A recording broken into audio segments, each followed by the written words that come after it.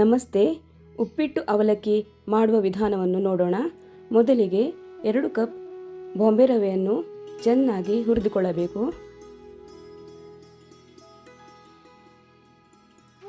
ನಂತರ ಒಂದು ಬಾಣಲೆಗೆ 2 tea spoon ತುಪ್ಪವನ್ನು ಹಾಕಿ ಅದಕ್ಕೆ 1 ಟೀ ಸ್ಪೂನ್ ಸಾಸಿವೆ, 1 ಟೀ ಸ್ಪೂನ್ ಕಡಲೆಬೇಳೆ ಮತ್ತು 1 ಟೀ ಸ್ಪೂನ್ ಉದ್ದಿನಬೇಳೆಯನ್ನು ಹಾಕಿ ಚೆನ್ನಾಗಿ ಫ್ರೈ ಮಾಡಿ.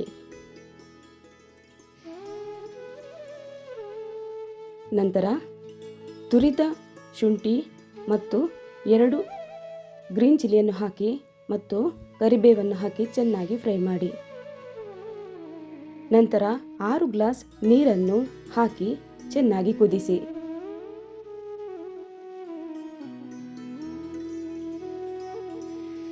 ರುಚಿಗೆ ತಕ್ಕಷ್ಟು ಉಪ್ಪು ಮತ್ತು 2 ಟೀ ಸ್ಪೂನ್ ತುಪ್ಪವನ್ನು ಹಾಕಿ ಕುದಿಸಿ.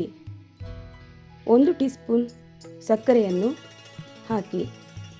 ನಂತರ 2 ಗ್ಲಾಸ್ ಹುರಿದಿಟ್ಟ ರವೆಯನ್ನು ಹಾಕಿ ಚೆನ್ನಾಗಿ ಮಿಕ್ಸ್ ಮಾಡಿ.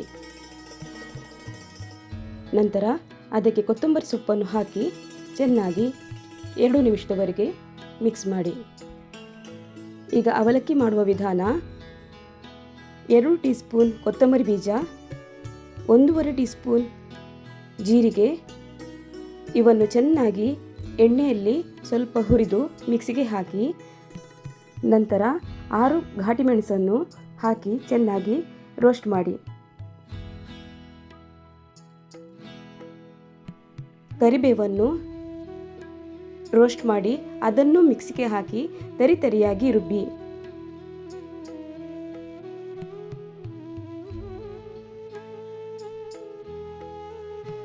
ಈಗ 4 ಕಪ್ ಅವಲಕ್ಕಿಯನ್ನು ಒಂದು ಪಾತ್ರೆಗೆ ಹಾಕಿ ಅದಕ್ಕೆ 1 ಕಪ್ ಕಾಯಿ ತುರಿ, ನಂತರ ಸ್ವಲ್ಪ ಬೆಲ್ಲ,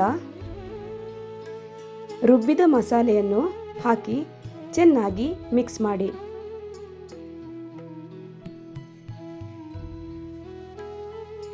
ಇದಕ್ಕೆ ಹಾಕಲಿಕ್ಕೆ ಒಗ್ಗರಣೆಗೆ 2 ಟೀ ಸ್ಪೂನ್ ತೆಂಗಿನ ಎಣ್ಣೆ, 1 ಟೀ ಸ್ಪೂನ್ ಸಾಸಿವೆ,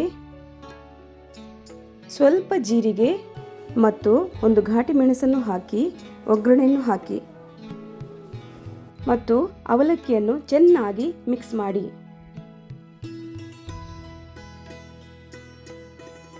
ಈಗ ಬೆಳಿಗ್ಗೆಯ ತಿಂಡಿಗೆ ಉಪ್ಪಿಟ್ಟು ಅವಲಕ್ಕಿ ರೆಡಿಯಾಯಿತು. ಧನ್ಯವಾದಗಳು.